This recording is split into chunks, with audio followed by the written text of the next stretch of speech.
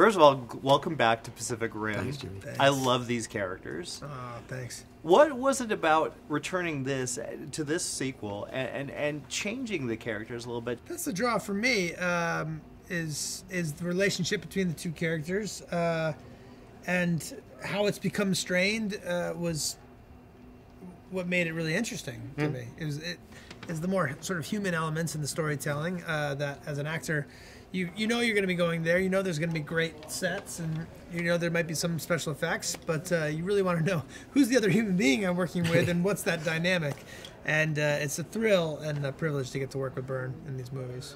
Yeah, you are a lot of fun in these. Oh, cheers. Yeah, he's the best. Yeah, that's great. It's 10 years on as well. You know, it feels like a lot's changed. They've got different budgets. They're working in different places, and it's just nice to come back and play in the sandbox. You know? What was it like working? I mean, obviously Guillermo brought so much to the first film. Yeah. What was it like working with a new director, a new vision? Tonally, they're very similar. Guillermo's fingerprints are all over this film, and I know that he handed that baton to Stephen, and Stephen ran with it. They both run very creative sets, collaborative, a real pleasure to work with, really. And then, you know, once you sign on to the movie, then it sort of becomes your job to help the new director execute the vision that they're trying to do. So, you know, you don't want to come down there and say, well, I think Guillermo would have done it this way. You have to say, all right, this is what you're going for. Let's try to execute that as best we can. Well, it feels like there's, in many ways, this is just an extension and building it as more of a family-friendly franchise, which is actually, I think, a good thing. Yeah, it feels very sort of youthful. I think maybe because of the young cast, and it's really their story it gives it a lighter, younger energy this time around. Right, yeah. I hadn't thought about it like that, actually, but yeah. I was excited, you know, back in 2013. It's a new live-action universe, you know. They don't come along that often, completely original ideas, and I hope that people get on board, as they did with the first one, with Pacific Rim Uprising. Yeah. Well, I feel like it took a long time to return to the Godzilla-type movies, and this was... this kind of, I think, for a lot of us, it reminded us of being kids, watching these movies and watching these giant things come alive. Yeah, sure. That monsterverse has great resonance, doesn't it? It really does. Whether you're aware of it or not. And that real sort of, for lack of a better description, popcorn movie. Like you want to see it on a big screen, and you want to see the big action, right. And it's about that experience that you had as children, I think, seeing something like this first time. Which makes sense, bringing in the young cast, because that, you know, it just leads to more stories that you guys could tell. I have a son. He's only 6, so he's not quite ready. But I'm excited for him to see these movies when he's old enough. I think he'll really enjoy them. And actually see something Dad is in that's appropriate. Wait, he can actually watch me be. He doesn't watch the. No. What? Not yet. Yeah, My 2-year-old watches it. Okay, so Guillermo sets this an amazing blueprint to start with. Where did you go from there to make this film? I just wanted to build on that. I mean, my plan coming in was always to take the franchise and try to push it forward. That's one of the reasons I wanted to set the story 10 years after the end of the first movie, so we could reset the table, reset the world, push the technology of the Jaegers forward, and also push the genetic engineering of the kaiju forward. So really, I wanted to take everything that made the first Pacific Rim special and just move it forward and make a fun, fast, entertaining movie. Well, I feel like you're also building the world even more, because you're introducing this new cast, these new characters. Was that the part of the appeal? I mean, for taking on your first feature film, by the way, that's impressive. Yeah, I jumped right in with a very small movie for my first one. Independent. Yeah, coming onto it, I had talked about Legendary. We both really liked the idea of this kind of passing the torch to the next generation of Jaeger pilots.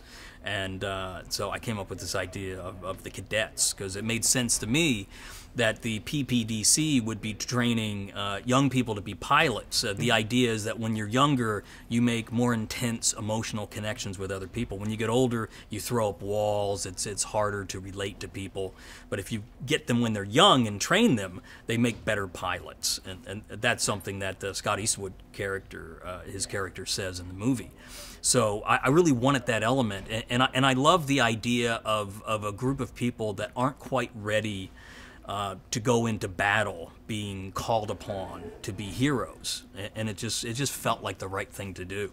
Well, I think it's also interesting with this, your first feature. Obviously, you've directed in the past, and you literally gave the film one of the leading roles to a girl that's never really done anything before. She's in theater. That's ballsy. Yeah, it was scary. I'm not going to lie to you. She was a self-tape from Missouri. We were screen testing some other fantastic actresses with a resumes a mile long, and our casting director Sarah Finn said, "You should really take a look at this girl." And we looked at her and said, there might be something here, and as a wild card, we threw her into the mix. We flew her out, put her up on screen against John Boyega, and you could tell there was a chemistry. There was something so real about Kaylee, and she might have been professionally green, but she was incredibly talented. So we rolled the dice and put her in this major role that you never know. When somebody's in an audition, they do great. Put them in front of a crew of 100 people with the clock ticking. I've seen actors melt down, but she was phenomenal from the start. Just gave it 110%, and it really shows on screen. And one of the most exciting things about this movie for me is introducing the world to Kaylee Spaney. Jake. Your father always said he wanted you to be a pilot.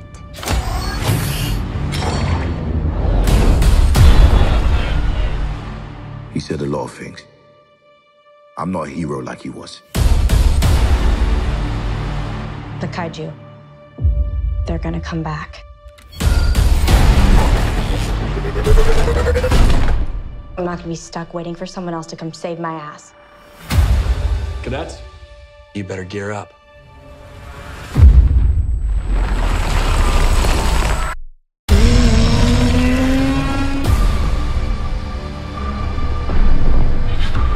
This is the way the world ends. How'd they get into our world? Someone let them in. Someone from our world. Who is that? Definitely not one of ours. Let's do this.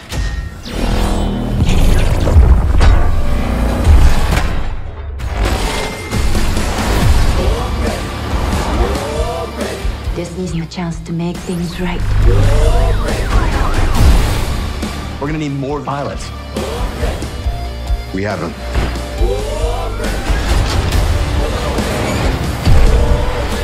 There are pilots we remember as legends, but they didn't start out that way. They started out like us.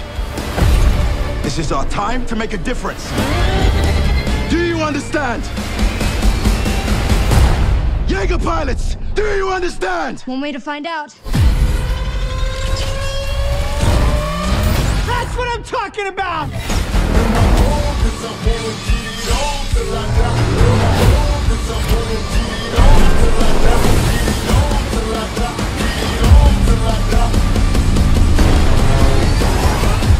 Gonna be a long day.